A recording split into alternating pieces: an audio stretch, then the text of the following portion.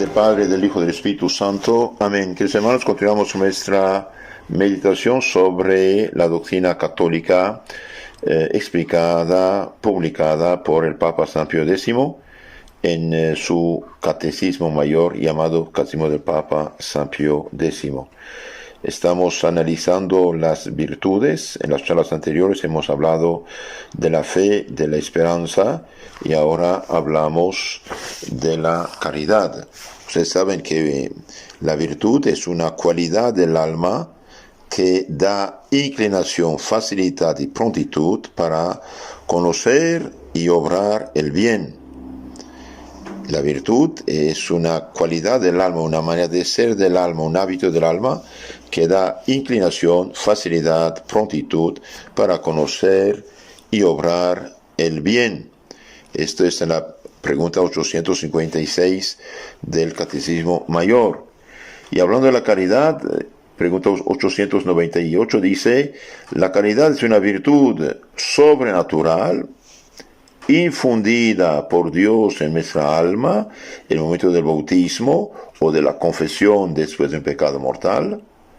Y mediante esta caridad, esta virtud, amamos a Dios por sí mismo, sobre todas las cosas, y al prójimo como a nosotros mismos, por amor de Dios. Hemos de amar a Dios porque es el sumo bien, infinitamente bueno y perfecto, y además por el mandamiento que nos ha dado de amarlo, y por tanto, tantos beneficios que nos ha hecho. Debemos amar a Dios, ¿por qué? Porque Dios es fuente de todo bien. Todo lo que hay de bueno en el mundo viene de Dios.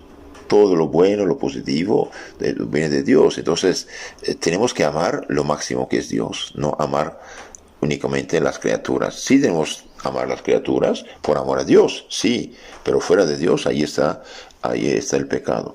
Ahora, en el momento del bautismo, Dios derrama la gracia, que es la santidad, la fe, esperanza y caridad en nuestras almas con las virtudes y dones del Espíritu Santo. Por desgracia, la caridad puede perderse por el pecado mortal. ¿Y cómo se recupera? Cuando uno peca mortalmente, da la espalda a Dios, cierra delante de sí la puerta del cielo y abre la del infierno, y pierde la santidad, que es la gracia santificante, pierde la caridad, pierde el Espíritu Santo, pierde la presencia de Dios en su alma. También las virtudes, prudencia, justicia, fortaleza, templanza y los 7 dones del Espíritu Santo quedan como paralizados. Es como la luz que va de la lámpara. Hay foco, pero no hay luz. Esto es la gracia, con la caridad. Gracia y caridad van juntos, y nadie puede salvarse sin tener gracia y caridad en mismo tiempo en su alma. Entonces la caridad perdida por el pecado mortal se recupera de 2 maneras. Lo más normal y lógico que Cristo nos dejó es la confesión. Es la confesión por el Espíritu Santo. El sacerdote, en nombre y por autoridad de Cristo, expulsa el pecado y devuelve la gracia y la caridad. Recibe el Espíritu Santo, dijo Cristo, a quienes perdonan sus pecados quedan perdonados, y a quienes tienen quedan retenidos. Esto es Dios que lo dijo, y Dios no miente. Ahora supongamos en este tiempo, el año 2020, ya estamos en septiembre, ¿no? Una persona que está en pecado mortal quisiera confesarse, hace lo que Dios manda, recuperar la gracia y la caridad del Espíritu Santo, y no puede porque no hay sacerdote, o porque las iglesias están cerradas, o porque cualquier razón. ¿Qué debe hacer?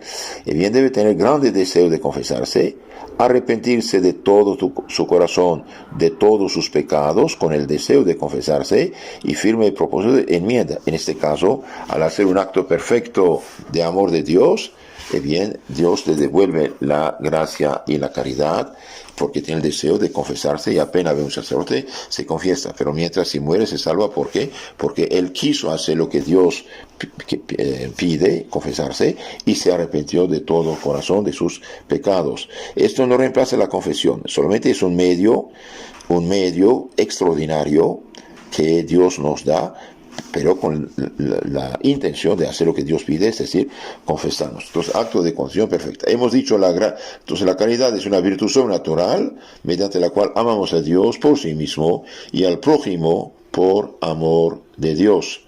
En la charla anterior hemos dicho que la caridad es más excelente que todas las virtudes. ¿Por qué? Porque es la que establece entre Dios y nosotros la más estrecha comunicación. Por sí sola justifica el pecador, como dije, y borra el pecado si hay acto de confesión perfecta con deseo de confesarse cuanto antes. Y también hace vivas y meritorias las obras y las demás virtudes. Ahora la fe y la esperanza desaparecen a la muerte porque ya uno está con Dios. Los que se salvan poseen Dios, mientras que la caridad es eterna.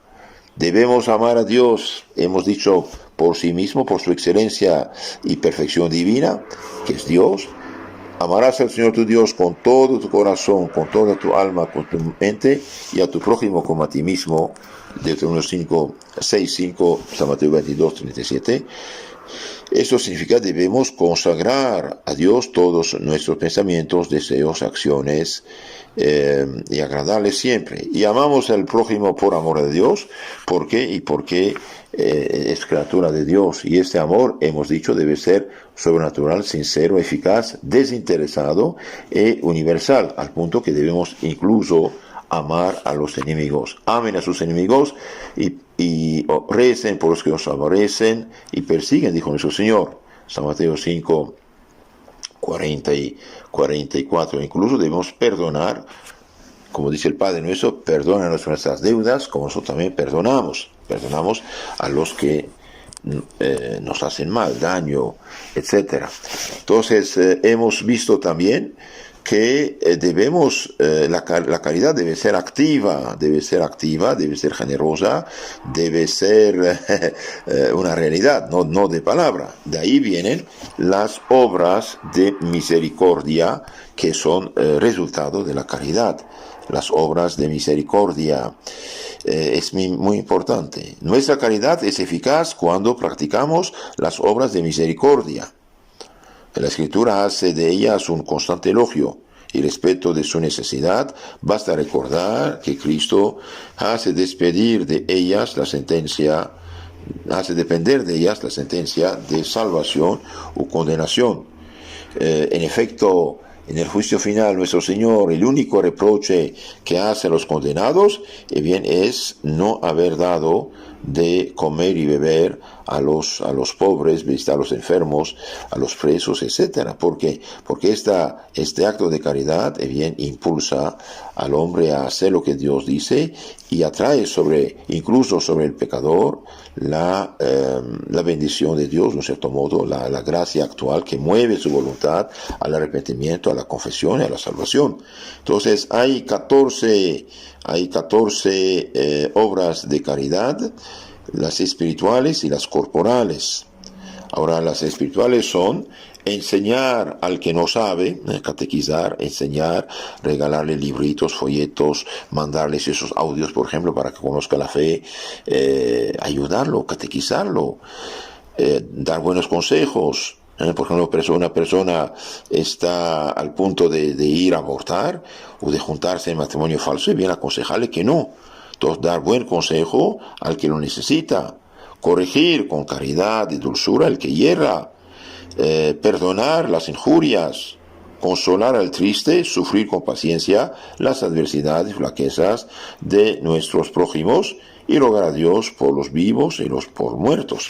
Aunque uno sea pobre, pobre como Job, puede hacer estas 7 obras de caridad. Enseñar al que no sabe, dar buen consejo al que está necesitado, corregir al que hierra, perdonar las injurias, consolar al triste, sufrir con paciencia las adversidades, flaquezas de nuestro prójimo y finalmente rogar a Dios por vivos y muertos. Por una persona muy pobre que vive de limosna reza sus rosarios 3, 4, 5 por día por vivos y difuntos, hace grande limosna. Esas son las obras de misericordia espiritual. Y también hay 7 obras de misericordia corporal. La primera es visitar a los enfermos, la segunda dar de comer al hambriento, tercera dar de beber al sediento, socorrer al cautivo o prisionero, vestir al desnudo, dar posada al peregrino y enterrar a los muertos. Entre las espirituales vamos a estudiar las más importantes: Luego veremos lo de la limosna especialmente, que es compendio de todas las virtudes, las obras de misericordia corporal. Un día San Juan Bosco, pobrecito, que recogía a todos los niños huérfanos, perdidos, abandonados en la calle, tenía muchas deudas y fue a ver a un rico pidiéndole ayuda, y el rico, siempre los pretextos, crisis económica, problema económico, etcétera. Y don Bosco le dijo, don Pedro, pues llamémosle Pedro, que estos bienes que tienes, quisiera llevarlos al cielo. Ay, no se puede, don Bosco. Y si pudiera, los llevaría. Sí, claro que los llevaría. Entonces don Bosco dijo, sí se puede. ¿Cómo se puede? Y bien, todo lo que usted da de caridad, de limosna, y bien está inscrito en tu cuenta del cielo. Entonces, en ese momento, esto fue una revelación para el ancianito. Dijo, pase la chequera, y empezó a dar. Entonces, que hermanos, todo lo que damos por amor a Dios, al prójimo, y bien, Dios lo acepta. Bien, ¿cuáles son las principales obras de caridad espiritual? Y bien, enseñar al que no sabe es obra de caridad. Esta obra es útil porque procura el bien del prójimo. Es meritoria por el tiempo, paciencia y bondad, buena voluntad que exige. Cristo declara que quien enseña a los demás el camino de la salvación será tenido por grande en el reino de los cielos. Quien enseña el camino de la salvación a los demás será grande el reino de los cielos. Sí, queridos hermanos, esta es la razón por la cual tantos santos, tantos fieles, tantos cristianos trabajaron para ayudar al prójimo a salvarse. Es muy importante. Por ejemplo, usted reenvía este audio a sus contactos, hace obras de caridad, porque pueden aprender algo también ellos. Usted da un librito, un catecismo, un folleto, hace obras de caridad. Usted hace algo más, enseña el catecismo a sus familiares en primer lugar, que es un deber de hecho, hace obras de caridad. Usted junta a los niños ahí de la vecindad para que no vean las sectas donde les lavan el coco, después hacen predicadores de mentiras bíblicas, supuestas bíblicas, y se hace obra de caridad. Entonces, enseñar al que no sabe es obra útil porque procura el bien del prójimo en este mundo y en el otro.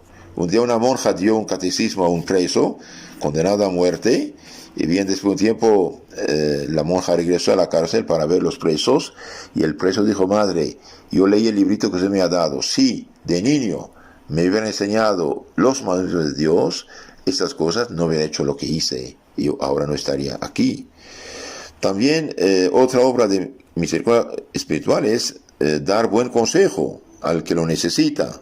Buen consejo es el que nace de la caridad y es dado con prudencia y tino. Claro, uno da con prudencia y tino, pero dar un buen consejo. Por ejemplo, una persona en unión libre, hijo, andas mal, corríjate, mejórate, recibe la bendición de Dios, póngase en estado de gracia, tenga una familia como Dios manda. Ay, pero padre, yo no quiero a esta mujer. Entonces sepárate de ella, hijo, para que usted te pone en perdición, usted y ella también. Entonces, si o te separas o te casas como Dios manda y tenga el sacramento para dar, también para evitar el escándalo del pecado, entonces, dar un buen consejo. Una persona está, por ejemplo, está divorciada, está por desgracia abandonada por el esposo o la esposa. Bien, varios pobres pecadores necios van a decir, vuelva a hacer tu vida, júntate, búscate a alguien para que quedas sola. Eras joven. Y bien, ese es mal consejo, pésimo consejo. Le impulsa al adulterio, al pecado. Y bien, un buen cristiano dice, no, hijitos, es verdad que esto cuesta, pero confiésate, comulgue, rece y pida por tu esposo, tu esposa, reconcíliense. Pero mientras no sea adúltero, así a lo tonto, no lo haga. Dar buen consejo es grande. Dar buen consejo es realmente una grande caridad. De hecho, uno de los dones del Espíritu Santo es el don de consejo. Por ello, quien pretenda dar un buen consejo debe primeramente estar en sintonía con Dios, ya que no se trata de dar opiniones personales, sino de aconsejar bien al necesitado de guía. Otra obra de caridad es corregir al que yerra. Corregirlo con caridad, con bondad, con dulzura, pero corregirlo. La corrección fraterna consiste en llamarle la atención al prójimo en privado con dulzura y amabilidad para apartarlo del pecado. Entonces, el que corrija al prójimo hace una obra de caridad muy grande, muy grande. Esta obra de misericordia se refiere sobre todo al pecado. De hecho, otra manera de formular esta obra es corregir al pecador, pero como dijo, con dulzura. Una persona enferma, una persona que cayó del piso, una persona llena de úlceras, apenas le toca y dice, ¡ay! El pecador así es. Entonces, ¡ay! Entonces, continuo sí, con dulzura sí, pero corregirlo de todo modo. Por ejemplo, decir que a alguien que se case como Dios manda y deje de vivir en unión libre, escandalosa, sin poder confesarse y comulgar, es un buen consejo. La corrección fraterna es explicada por mismo Jesús. Si tu hermano peca, vete y hablar con él, a solas para decírselo. Si te escuchas ganado a tu hermano, San Mateo 19, 15, 17, debemos corregir nuestro prójimo con mansedumbre, humildad y dulzura, dije. Santiago dice, el que endereza a un pecador de su mal camino, salvará su alma de la muerte y consigue el perdón de muchos pecados. Santiago 5:20. Entonces, queridos hermanos, tratemos de ayudar al prójimo. Y sobre todo, dando el ejemplo. Porque si vivimos lo que aconsejamos, la gente hará caso. Corregir al que se equivoca se refiere sobre todo al pecado, dijimos. Es una de las más importantes obras de misericordia, porque se refiere a la salvación, que es el negocio más importante para nosotros y nuestro prójimo. Entonces, corregir, aconsejar al pecador que rectifique, que se convierta, que se arrepienta, es una de las más grandes obras de caridad. ¿Por qué? Porque se refiere a la salvación eterna. Y hoy, en lugar de predicar, de catequizar, de predicar la salvación, el arrepentimiento, muchos pobres sacerdotes engañados, víctimas de una mala formación, teología de la liberación, dice que liberación, pero no liberó nada, que causó guerras civiles, odios, rencores, muertos, e hizo a los pobres más pobres. Entonces, primero busquen el reino de Dios, su gloria, los demás dados por añadidura, había dicho nuestro Señor. Entonces, callar es corrección, callar esa corrección por respetos humanos puede llegar a ser un pecado grave de omisión por poner en juego la salvación del prójimo. Nunca podemos aceptar, legalizar el malo. No se puede, esto es gravísimo error. Entonces, corregir al prójimo para apartarlo del pecado es la más grande caridad que se puede. La corrección fraterna es obra meritoria porque puede evitar ofensas del Señor y prestarle, como dijimos, al prójimo un positivo servicio para la salvación eterna. No es extremadamente obligatoria, sino cuando se cumplen esas tres condiciones que sea necesaria para apartar al prójimo de pecar. Se puede hacer sin grave tropiezo y si hay esperanza de éxito. Si usted ve un tipo que está blasfemando totalmente anticristiano, anti-iglesia, anti-Dios, blasfema, mejor, rece por él, déjalo en falsa paz, pero tu silencio y tu oración vale más que impulsar a este pobre tipo a blasfemar. Entonces, se debe corregir, se debe aconsejar, bien, hay tres condiciones que sea necesaria para apartar al prójimo de pecar. Se puede hacer sin grave tropiezo y que haya esperanza de éxito. A veces hay gente realmente sedienta de las cosas de Dios. Entonces, hablar. Hay gente cerrada y piensa que gritar, blasfemar, insultar. Entonces, que Dios te bendiga y punto. ¿Qué hacemos? Debe también hacerse con caridad y dulzura, aprovechando el momento y palabras oportunas. Muchas veces es más eficaz en forma de consejo esta corrección. También hay otro, dice, perdonar las injurias. En el Padre Nuestro decimos, perdónanos nuestras deudas como nosotros también perdonamos a nuestros deudores. Y el mismo Señor aclara, si no perdonáis las ofensas de los hombres, también el Padre Celestial no os perdona, tampoco te perdona el Padre Celestial. En cambio, si no perdonáis las ofensas, tampoco el Padre os perdonará, dice el Señor.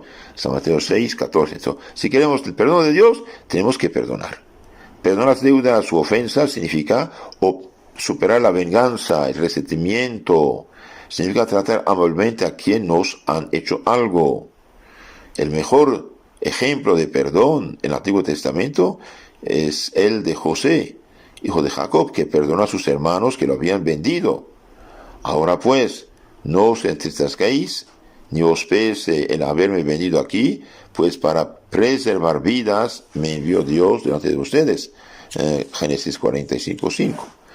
El mayor perdón del Nuevo Testamento es Cristo, nuestro Señor, que lo da cuando en la cruz dice: Padre, perdónales, no saben lo que hacen. Hay otra obra de caridad espiritual: consolar al triste. El consuelo para el triste, para el que sufre alguna dificultad, es otra obra de misericordia espiritual. Muchas veces se complementará con dar buen consejo que ayude a superar esa situación de dolor y tristeza.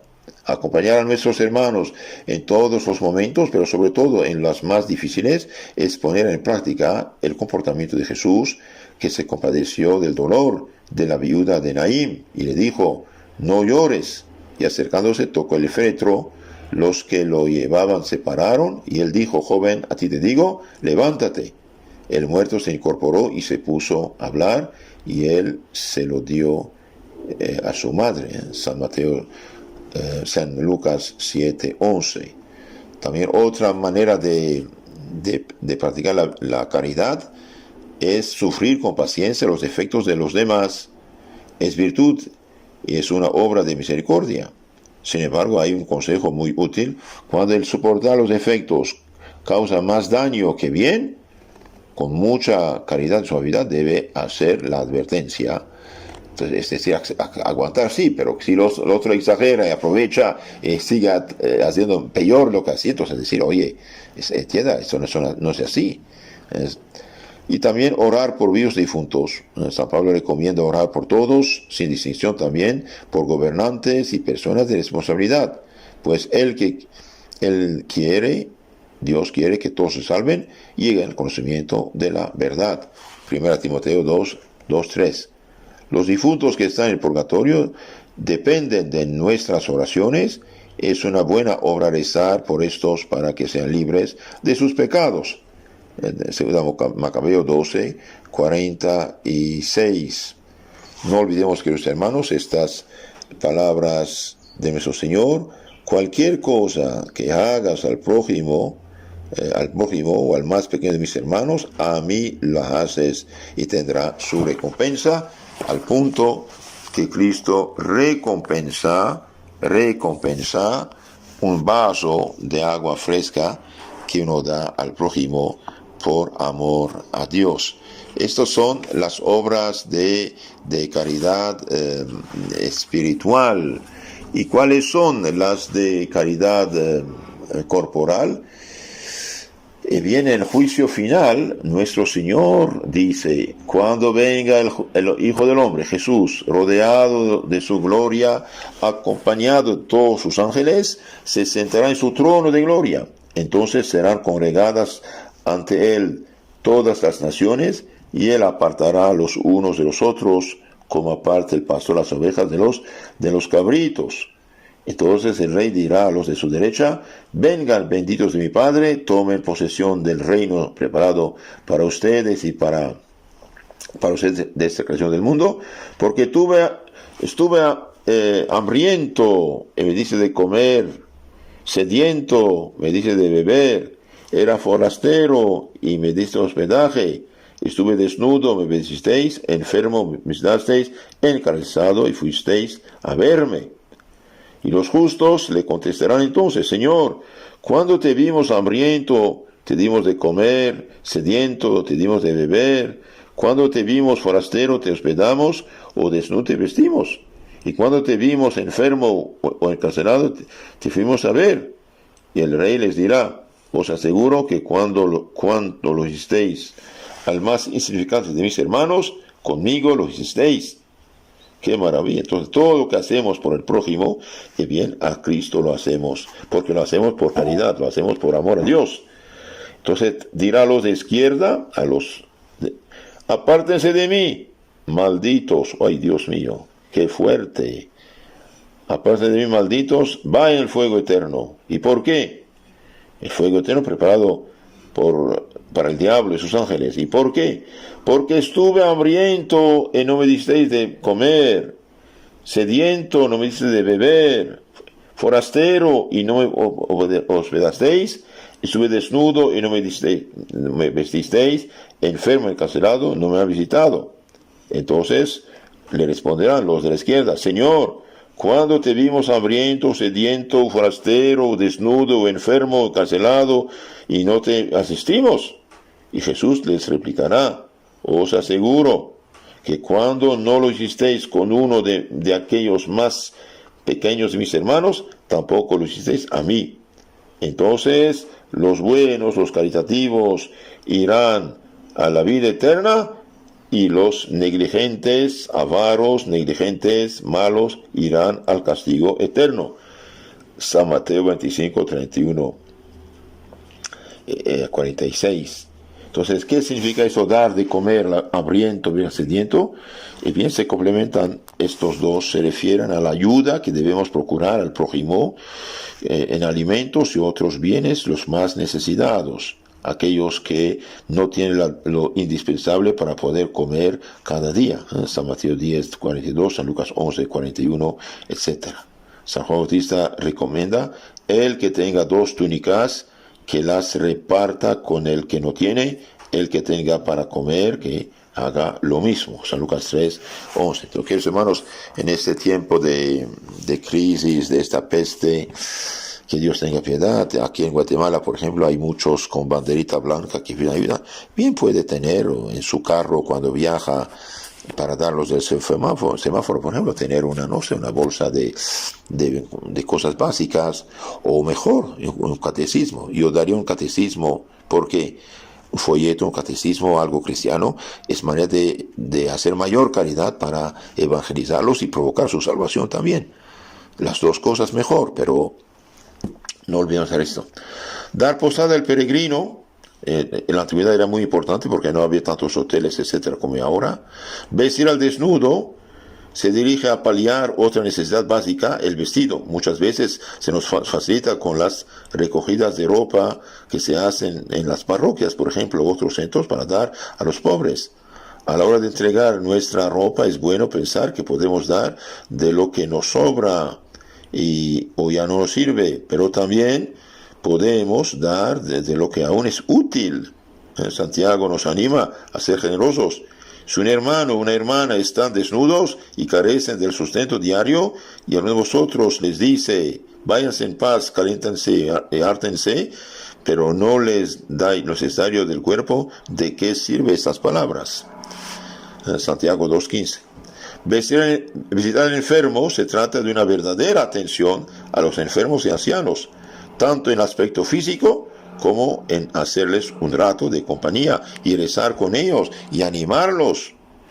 El mejor ejemplo de la Sagrada Escritura es la parábola del buen samaritano, que curó al herido, y al no poder continuar ocupándose directamente, confió los cuidados que necesitaba a otro a quien le ofrecía pagarle.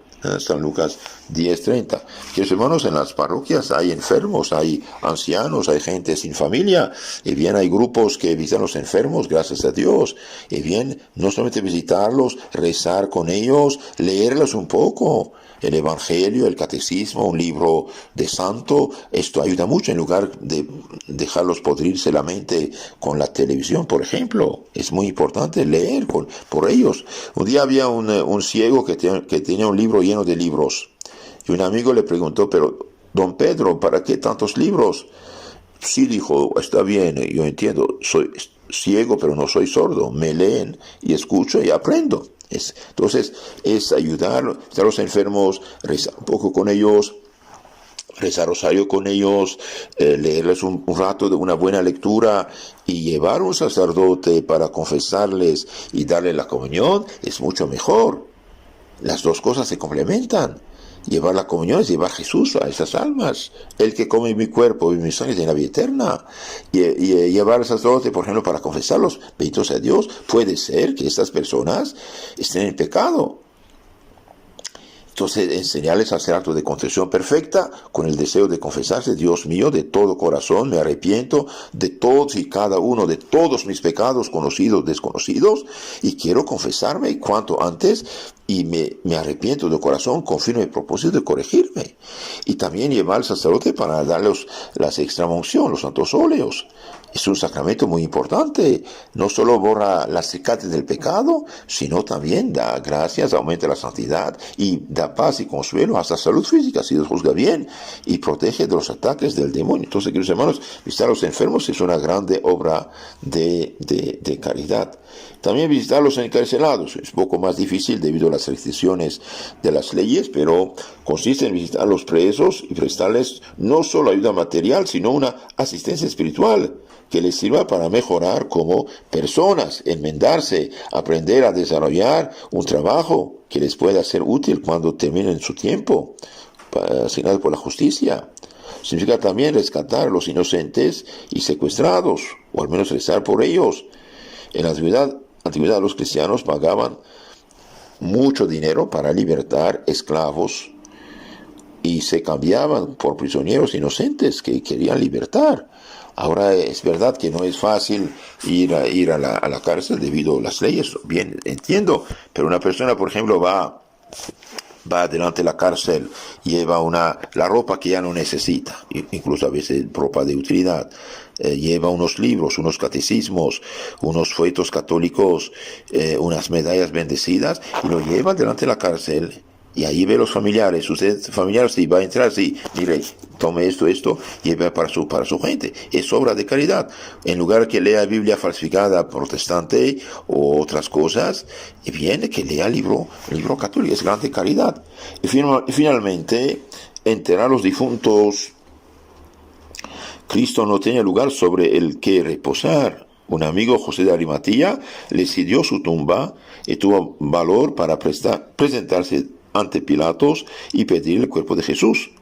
También pasó Nicodemo, quien ayudó a sepultarlo. San Juan 19:38. En tiempo de guerra puede ser un mandado muy exigente sepultar a los difuntos. ¿Por qué es importante dar digna sepultura a un cuerpo humano? Porque el cuerpo humano ha sido alojamiento del Espíritu Santo. Somos templos del Espíritu Santo, dice San Pablo, 1 Corintios 6:19. Hoy muchos creman sin saber que cremar es una costumbre de origen pagana, atea y masónica que penetró por desgracia en la Iglesia Católica. Y no es correcto. Esto fue tolerado en el año 1963, pero aunque tolerado, se dice, la Iglesia prefiere inhumación y no cremación. Y hoy hay curas que hacen nichos para hacer un negocio en la Iglesia. Esto no se hace. No es correcto. Es realmente, de un cierto modo, profanar un cuerpo de un pobre cristiano. Un doctor que vio qué pasaba con el cadáver cremado, y bien dice, el pobre cadáver brincaba, los pies brincaban como de dolor. Claro, no solo está muerto, pero, y además, ¿quién sabe si creman todo? Te dan un poco de ceniza y lo demás, ¿qué? ¿Cuándo echarlo dónde? Cristo fue sepultado, debemos sepultar nuestros difuntos y no cremarlos, salvo la cremación podría ser tolerada cuando hay una fuerte peste, no se logra sepultar todos, pero cremar en tiempo normal es costumbre masónica de origen pagana, budista, de los paganos antiguos resucitada. Hay bastante gente que conserva las cenizas de los cremados en su casa. No estaría de más insistir en lo de enterrar a los muertos. Para nada parece un mandato superfluo hoy en día debido que los profanan de cierto modo al cremarlos. Lo que, hermanos, hay 14 obras de caridad, dijimos, 7 corporales, acabamos de verlas, 7 materiales: visitar a los enfermos, dar de comer y beber al hambriento sediento, posada al peregrino, vestir al desnudo visitar a los enfermos y presos y enterrar a los difuntos. Y hay 7, dijimos, obras de misericordia espiritual: enseñar, catequizar al que no sabe para poner el camino de la salvación, dar buen consejo al que lo necesita, corregir al que está equivocado, al pecador, perdonar al que nos ofende, consolar al triste, sufrir con paciencia los defectos del prójimo, rezar a Dios por vivos y por difuntos. Todo esto es fruto de la caridad. Hagamos el bien mientras podemos, dice la Sagrada Escritura, y todo lo que hacemos por amor a Dios, el bien tiene su recompensa, incluso en la tierra, además del cielo. Que Dios os bendiga y el Espíritu Santo inunde su corazón de caridad hacia Dios, y el amor de Dios impulsa a practicar la caridad con el prójimo. Que los hermanos, si quieren hacer obra de caridad, reenvíen estos audios a sus contactos y díganle que lo escuchen, que suscriban a nuestro canal Catecismo Católico Tradicional, donde todo toda la fe está explicada. Que Dios los cuide, la Virgen María los tome bajo su manto. Amén.